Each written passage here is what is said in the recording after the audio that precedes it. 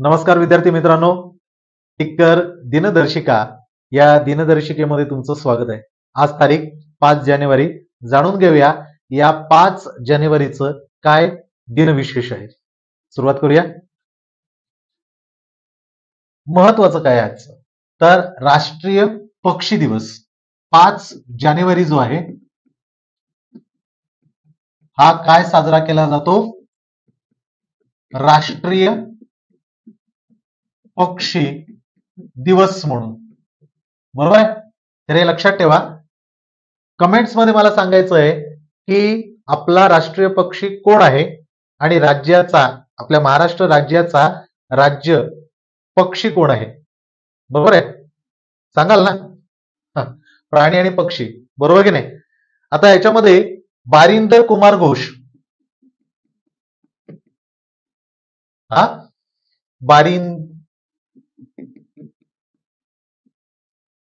बारिंद्र कुमार घोष जे आहेत, काय बरं यांचा संबंध? 5 जानेवारीला यांचा जन्म झाला. 5 जानेवारी 1880. काय केलं होतं यांनी? आठवतंय? 1906 मध्ये बंगालमध्ये त्यांनी काय केलं? बंगालमध्ये त्यांनी युगांतर हे जे साप्ताहिक काढलं होतं, युगांतर विचारतात. युगांतर हे जे आहे साप्ताहिक, हे साप्ताहिक काढलं होतं युगांत. याचं प्रकाशन झालं. तर युगांतर हे लक्षात ठेवा. बारिंदर कुमार घोष यांचा जन्मदिवस. आलं का लक्षात? 18 एप्रिल 1960 ला त्यांचा मृत्यू. 18 एप्रिल 1859 ला यांचा मृत्यू झाला. बरोबर आहे, 1959 ला.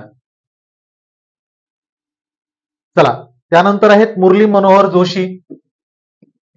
मुरली मनोहर जोशी माहिती असतील. नाव कशी संबंध आहे? राजकारणाशी. 5 जानेवारी 1934 ला यांचा जन्म. 5 जानेवारी 1934 ला यांचा जन्म झाला. आणि का महत्वाचं आहे? कारण 1991 ते 93, 1991 ते 1993 काय होते? ते भाजपचे राष्ट्रीय अध्यक्ष होते. काय होते? भाजप याचे राष्ट्रीय अध्यक्ष. सध्याचे अध्यक्ष कोण आहेत हे कमेंट्स मध्ये सांगायचं. ठीक आहे? मनसूर अली खान पतौडी. मनसूर अली खान पतौडी हे कोण होते माहितीये का? भारतीय क्रिकेट, भारतीय क्रिकेट जे आहे याचे कर्णधार होते. कर्णधार म्हणजे कॅप्टन, बरोबर की नाही? यांचा जन्म जो आहे, आलं का लक्षात? 5 जानेवारी 1941. 5 जानेवारी 1941. त्यांचं निधन कधी झालं? यांचं 22 सप्टेंबर 2011 ला झालं. कधी झालं? 22 सप्टेंबर 2011.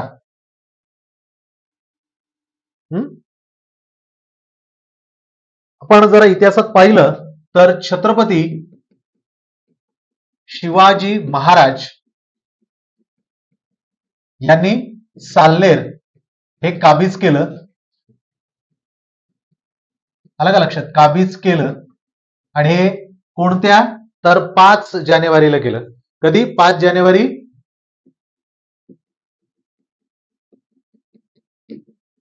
1671.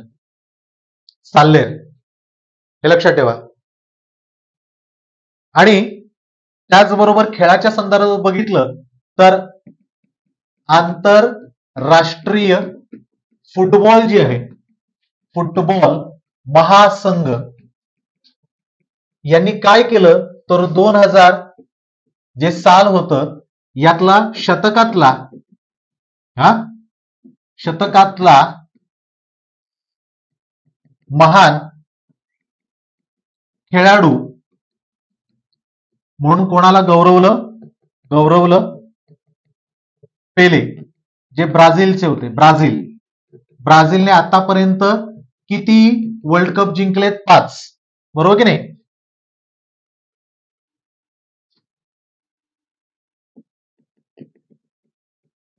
गौरवले, बरोबर की नाही? सर्वोत्तम खेळाडू किंवा सर्वोत्तम खेळाडू म्हणून असं म्हणा, पेले यांना केलं. हे लक्षात ठेवा. कधी? 5 जानेवारी 2000 ला. कधी केलं होतं? 5 जानेवारी 2000 ला. आणि महत्वाचं काय आहे संशोधनाच्या बाबतीत? जी सॅट, कुठला बरं? जी सॅट 14 हा जो दळणवळणाचा आहे, दळणवळण याच्यातला उपग्रह, हा उपग्रह प्रक्षेपित करण्यात आला. कधी? तो याच वर्षी, याच दिवशी 5 जानेवारी 2014 ला. कधी बरं? 5 जानेवारी 2014. कोणता उपग्रह?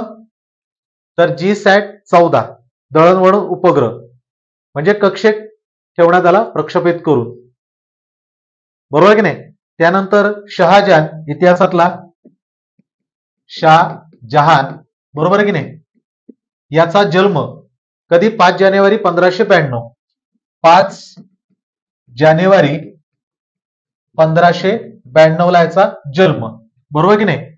आणि शहाजहानच्या काळामध्ये बरेच काही कामं झालेली आहेत, बरोबर की नाही? हा, ती कोणती कामं आहेत तुम्ही मला सांगायचंय.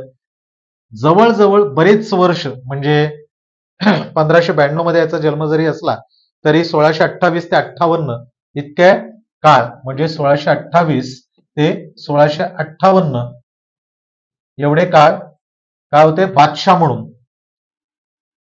मुघल सम्राट. किती कालखंड? मुघल सम्राट म्हणून. काय आहे कालखंड? 1628 ते 58. तर लक्षात ठेवा. आणि कितवे मुघल सम्राट? पहिला बाबर, त्याच्यानंतर हुमायून. हुमायून नंतर कोण बरं? हुमायून नंतरचा सांगा. हा, अकबर. अकबर नंतर कोण? हा, बघा, मुघलांची क्रोनॉलॉजी लक्षात ठेवा, जी तुम्हाला लक्षात ठेवावं लागेल. परीक्षेमध्ये विचारलं जातं, कारण पानिपतचं युद्ध याच्याशी निगडीत आहे, बरोबर की नाही? आता शेवटचं बघूया, ममता बॅनर्जी. बरोबर आहे, तृणमूल काँग्रेस. ममता बॅनर्जी यांचा जन्मदिवस 5 जानेवारी 1955 ला यांचा जन्म. हा, 1955. आणि 2011 पासून काय आहेत त्या? पश्चिम बंगाल याच्या काय आहेत? हा, मुख्यमंत्री, बरोबर आहे. आता इलेक्शन कमिशनने ममता बॅनर्जी यांचं तृणमूल काँग्रेस जो आहे, हा आता काय केलेला आहे?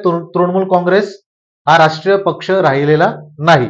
ओके, तर हे या दिवसाचं महत्व होतं.